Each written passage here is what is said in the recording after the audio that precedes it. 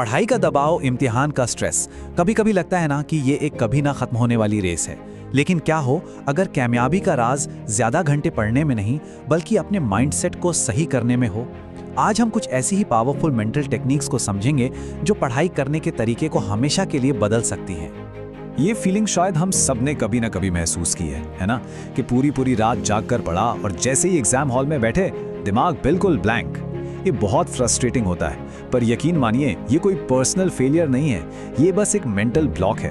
और आज हम इसी ब्लॉक को तोड़ने के तरीके सीखने वाले हैं। तो इस मेंटल ब्लॉक को तोड़ने का हमारा रोड मैप क्या है? हम 4 जबरदस्त माइंडसेट शिफ्ट्स पर फोकस करेंगे। सबसे पहले एक सिंपल प्रार्थना से फोकस बनाएंगे, फिर पढ़ाई को बोझ से भक्ति में बदलेंगे। उसके बाद हम तथास्तु के सिद्धांत को समझेंगे और आखिर में बोरियत को भगाने के लिए पढ़ाई को ही एक गेम बना देंगे। तो चलिए शुरू करते हैं। हमारी पहली टेक्निक है शुरुआत करने के बारे में। पढ़ाई शुरू करने से पहले सबसे जरूरी है अपने भटकते हुए मन को शांत करना। इसे एक तरह का मेंटल वार्म अप समझिए जो हमें सीखने के लिए पूरी तरह से तैयार करता है। तो ये काम कैसे करता है? बहुत आसान है। पढ़ाई शुरू करने से ठीक पहले बस आंखें बंद करें और मन में 5 बार कोई भी शांत करने वाला मंत्र जैसे स्वामीनारायण दोहराएं। यहाँ मंत्र कोई भी हो सकता है जो मन को शांत करे। असल आइडिया है एक शब्द पर फोकस करके बाहर के शोर को बंद करना और ध्यान को अंदर लाना। और यहीं पर ये टेक्निक असल में पावरफुल हो जाती है।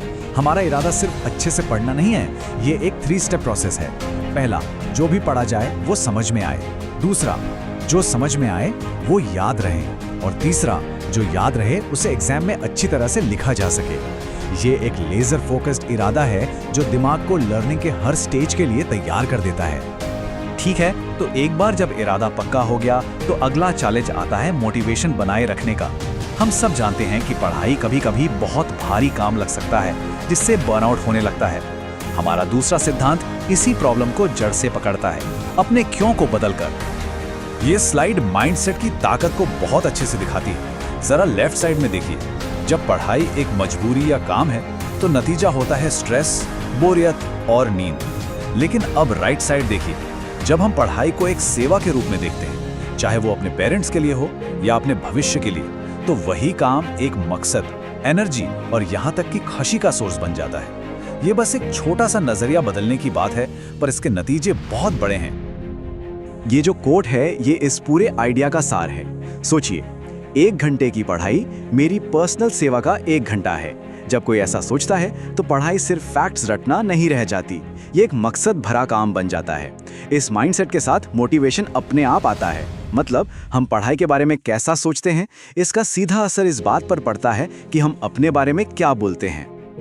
और अब हम आते हैं इस पूरे विश्लेषण के सबसे दमदार हिस्से पर, तथास्तु का सिद्धांत।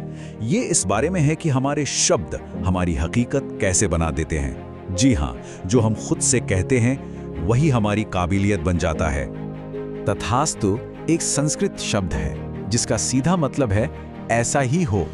मॉडर्न साइकोलॉजी में इसे सेल्फ फुलफिलिंग प्रोफेसी कहते हैं। मतलब हमारा दिमाग हमारे बोले हुए शब्दों को सच करने में लग जाता है। जो बात हम बार बार दोहराते हैं वही हमारी असलियत बन जाती है। तो इसका क्या मतलब हुआ?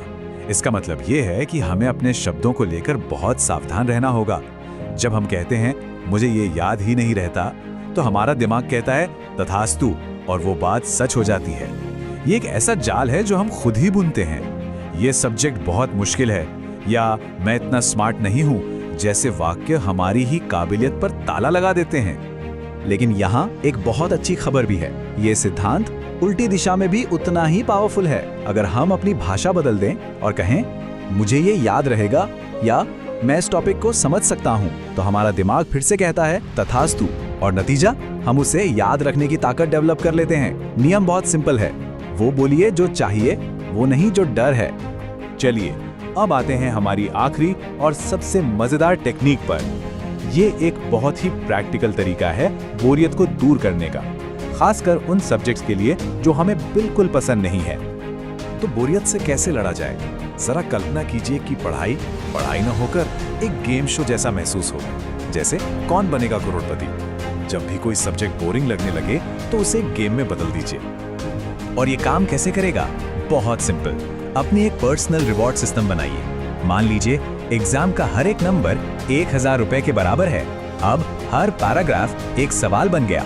जितनी बार कुछ याद किया उतनी बार आपने मन ही मन 1000 रुपए कमा लिए। अचानक से एक बोरिंग चैप्टर 10,000 रुपए जीतने का मौका बन जाता है। ये छोटा सा खेल पढ़ने में दिलचस्पी को तुरंत बढ़ा देता है। तो इन चारों टेक्निक्स को एक साथ देखें तो क्या तस्वीर बनती है? ये सिर्फ अलग अलग ट्रिक्स नहीं है, ये एक पूरा सिस्टम है जो सीखने के लिए हमारी अंदरूनी हालत को मैनेज करता है। दिन के आखिर में सब कुछ माइंडसेट पर ही आकर टिकता है। तो संक्षेप में कहें तो ये रही आपकी मेंटल टूल किट। इरादे के साथ शुरू करें, अपना मकसद खोजें, अपनी कामयाबी को बोलकर सच करें और पढ़ाई को एक खेल बना दें। ये 4 चीजें मिलकर कामयाबी का एक ऐसा ढांचा तैयार करती हैं जो बाहर से नहीं बल्कि अंदर से आता है। और हम आपको इसी एक सवाल के साथ छोड़कर जा रहे हैं। ये बात सिर्फ पढ़ाई की नहीं है, ये जिंदगी की है। तथास्तु का सिद्धांत हर जगह लागू होता है। तो आज अपनी काबिलियत के बारे में किस एक नेगेटिव सोच को बदलने का फैसला लिया जाए। याद रखिए, शक्ति हमारे शब्दों में है और चुनाव हमारा है।